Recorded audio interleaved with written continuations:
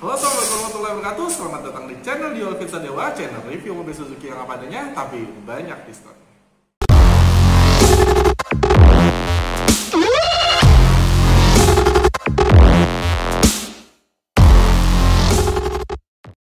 Nah, pada video kali ini kita akan ngebahas 5 sesuatu yang mesti diketahui oleh pemilik Suzuki XL7. Dan informasi ini rasa-rasanya nggak semua sales tahu, karena emang informasinya terkesan sepele, tapi ini jadi sesuatu yang penting untuk teman-teman yang sudah memiliki Suzuki XL7 ataupun yang ingin memiliki Suzuki XL7. Atas kelebihan apa aja sih Suzuki XL7 ini?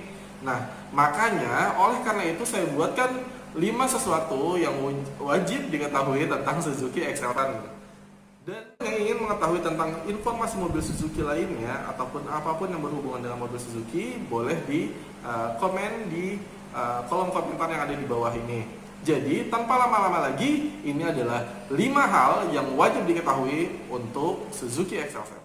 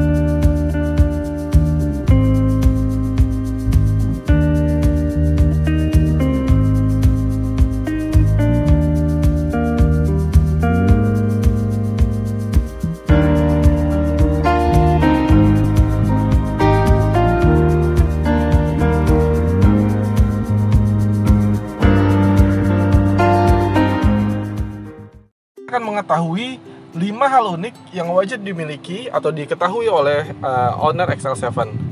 Yang pertama adalah ternyata Suzuki XL7 itu untuk AC-nya, dia kan satuan dinginnya itu derajat Celcius ya kalau di Indonesia. Tapi buat teman-teman yang sudah terbiasa dengan Fahrenheit, ternyata untuk satuan AC-nya itu bisa diatur. Diaturnya dari mana? Dari MID-nya. Nah, caranya seperti ini. Pertama, Anda pencet tombol kanannya, teman-teman pencet tombol kanannya sampai dengan tampilan yang kosong seperti ini. Nah, kalau misalkan sudah kosong seperti ini, kalian pencet terus ditahan beberapa detik. Nah, setelah dipencet tahan beberapa detik, akan timbul tampilan layarnya seperti ini. Jika kalian putar ke sebelah kanan, ini akan turun. Tapi kalau misalkan kalian putar sebelah kiri, itu akan naik. Putar ke kanan sampai ke temperatur. Setelah di temperatur, terus kalian pencet lagi tombol yang sebelah kanan. Ada pilihan Celcius ataupun Fahrenheit. Nah, kalau kalian sudah terbiasa dengan derajat Fahrenheit, ditekan aja Fahrenheit-nya. Nah, ini akan sukses. Maka tampilan AC-nya akan seperti ini. Jika diputar ke kiri, Fahrenheit itu maksimal di angka 60 Fahrenheit. Ini ya. Ini untuk fitur AC-nya. Nah, untuk mengembalikannya lagi, pencet lagi temperaturnya, lalu pilih Celcius, ditekan lagi. Maka di AC-nya akan berubah menjadi Celcius lagi. Sampai 17 derajat Celcius ya. Ini yang pertama.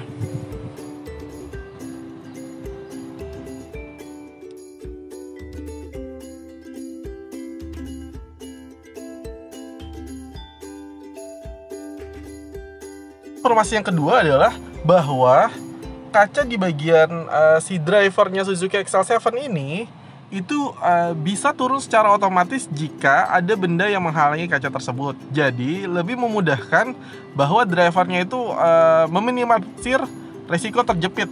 Contohnya seperti ini ya. Contohnya. Nah, jika ada tangan seperti ini, nah dia akan turun kembali. Kita coba sekali lagi ya.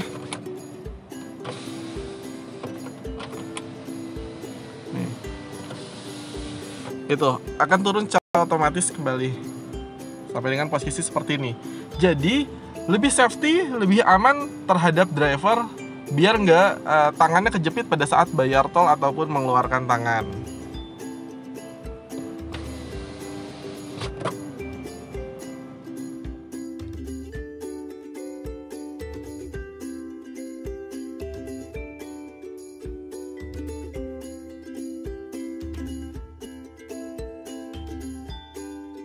Untuk informasi yang ketiga adalah bahwa headlampnya si XL7 itu lampunya jarak penglihatan lampunya bisa diatur untuk ketinggian dan kerendahannya.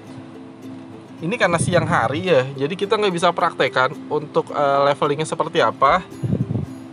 Tapi sebenarnya posisi lampu di mana yang paling pas untuk Suzuki XL7 ini sih?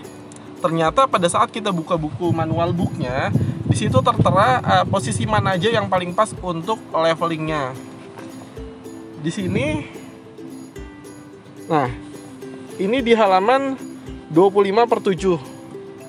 Ternyata posisi 0 itu adalah posisi untuk pengemudi satu tempat duduk atau posisi normal. Ini driver plus co-driver. Ternyata kalau misalkan yang duduk hanya depannya aja, itu masih bisa di posisi 0. 1,5 untuk driver plus co-driver plus tempat duduk di baris kedua, baris ketiga total 5 orang. Total 5 orang masih bisa di posisi 1,5. Seperti ini 1,5. Ya. Ini posisi 1,5. Nah, di posisi kedua untuk posisi 2 untuk levelingnya itu adalah untuk 7 orang penumpang. Posisi 3 untuk semua penumpang plus muatan meratakan beban bagasi secara merata. 4-5 itu pengemudi plus muatan meratakan beban bagasi secara merata. Jadi semakin berat muatan mobil ini, maka semakin tinggi kita atur untuk leveling si pencahayaan lampunya. Karena mobil ini bagian belakangnya itu akan turun, jadi kita membutuhkan lampu yang rada ke bawah. Nah 5 ini paling ke bawah, 0 ini itu standarnya yang paling atasnya.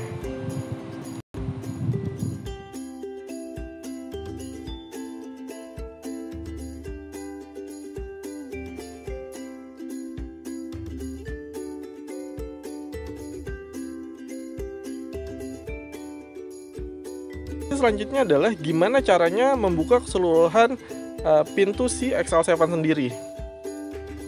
Yang pertama, posisi kuncinya ini nggak boleh lewat dari 50 cm.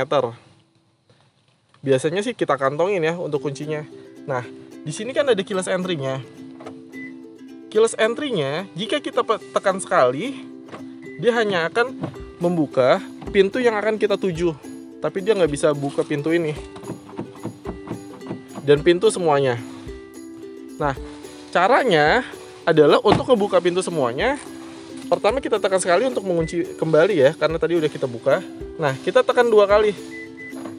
Itu untuk membuka pintu semuanya. Gitu.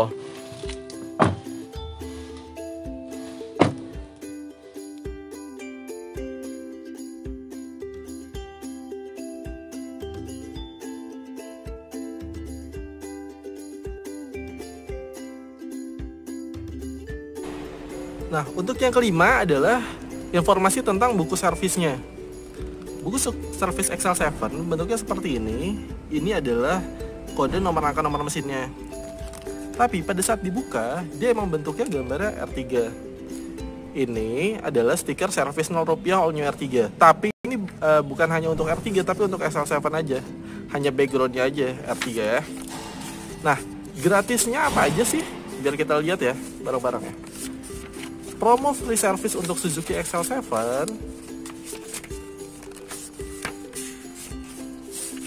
sendiri dia free sampai dengan 50.000 km atau waktunya adalah 2,5 tahun perkelipatan 6 bulan. Jadi ini adalah servis yang pertama gratis 1.000 km atau 1 bulan. Gratisnya hanya jasa pemeriksaan aja karena nggak ada part yang diganti. Yang kedua adalah free service 10.000 km atau 6 bulan. Gratisnya jasa pemeriksaan, oli mesin, filter oli, serta gasket oil. Nah, yang ketiga adalah 20.000 km atau 12 bulan. Ini free service-nya. Jasa pemeriksaan, oli, filter oli, busi, oli transmisi manual. Yang keempat, kuponnya 30.000 km atau 18 bulan. Free-nya adalah jasa pemeriksaan, oli mesin, filter oli, gasket oli. Nah, yang kelima, ini kan 40.000 kan servis besar ya. Jadi free-nya itu banyak. Jasa pemeriksaan, oli mesin, filter oli, busi, sampai dengan radiator coolant. Minyak remnya juga free ya, gratis. Nah, yang terakhir ini adalah 50.000 km atau 30 bulan. Ini free-nya jasa pemeriksaan, oli mesin, filter oli, gasket oli. Itu adalah informasi tentang Suzuki XL7 yang perlu Anda ketahui. Terima kasih.